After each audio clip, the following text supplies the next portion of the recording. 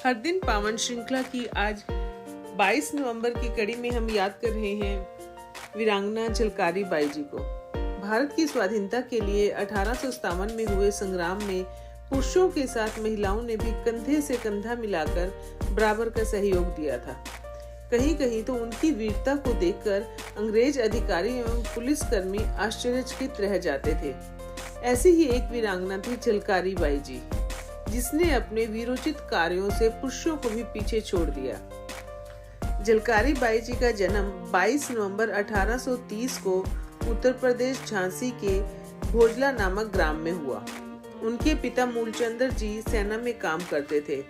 इस कारण घर के वातावरण में शौर्य और देशभक्ति की भावना का प्रभाव था। घर में प्रायः सेना द्वारा लड़े गए युद्ध, सैन्य व्यूह और विजयों की ही चर्चा होती थी। अगर आपने हमारे चैनल को अभी तक सब्सक्राइब नहीं किया है तो कृपया इसे सब्सक्राइब अवश्य कर लें, जिससे कि आपको प्रतिदिन हर दिन पावन श्रृंखला की जानकारी प्राप्त हो सके। मूलचंद्र जी ने बचपन से ही झलकारी को अस्त्र शस्त्रों का संचालन सिखाया। इसके साथ ही पेड़ों पर चढ़ने, नदियों में तैरने और ऊंचाई से छलांग लगाने जैसे कार्यों में भी झलकारी पारंगत हो गई। एक बार झलकारी जंगल से लकड़ी काट कर ला रही थी तो उनका सामना एक खूंखार चीते से हो गया। झलकारी ने कटार के एक वार से चीते का काम तमाम कर दिया और उसकी लाश कंधे पर लादकर गांव में ले आई। इससे गांव में शोर मच गया। एक बार उसके गांव के प्रधान जी को मार्ग में डाकुओं ने घेर लिया। संयोगवश झलकारी भी वहां आ गई। उसने हाथ के डंडे से डाकुओं की भरपूर ठुकाई की और उन्हें पकड़कर गांव ले आई। ऐसी वीरोचित घटनाओं से झलकारी पूरे गांव की प्रिय बेटी बन गई। जब झलकारी युवा हुई तो उसका विवाह झांसी की सेना में तोपची पूरन कोरी से हुआ। जब झलकारी रानी लक्ष्मीबाई से आशीर्वाद लेने गई तो उन्होंने उसके सुगठित शरीर, शस्त्र अभ्यास को देखकर उसे दुर्गा दल में भर्ती कर लिया। यह कार्य झलकारी के स्वभाव के अनुरूप ही था।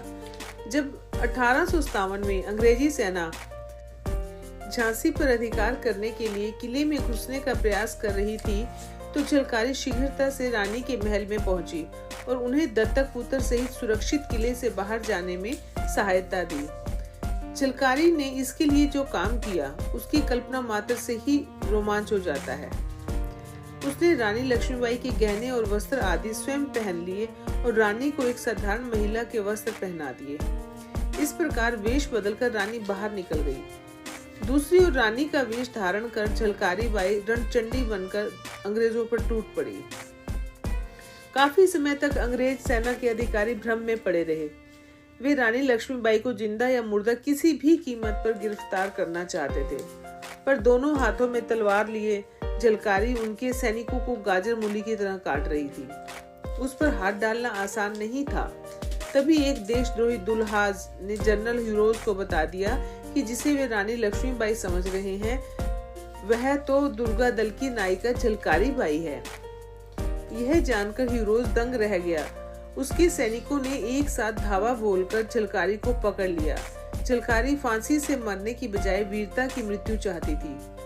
उसने अपनी एक सखी वीरबाला को संकेत दिया। संकेत मिलते ही वीरबाला ने उसकी जीवन लीला समाप्त कर दी। इस प्रकार झलकारी बाई ने अपने जीवन और मृत्यु दोनों को सार्थक कर दिया। कमेंट सेक्शन में जाकर आप अपने कीमती सुझाव अवश्य दें, जिससे हम इस कार्य को और अच्छे तरीके से कर सकें। भारत माता की जय।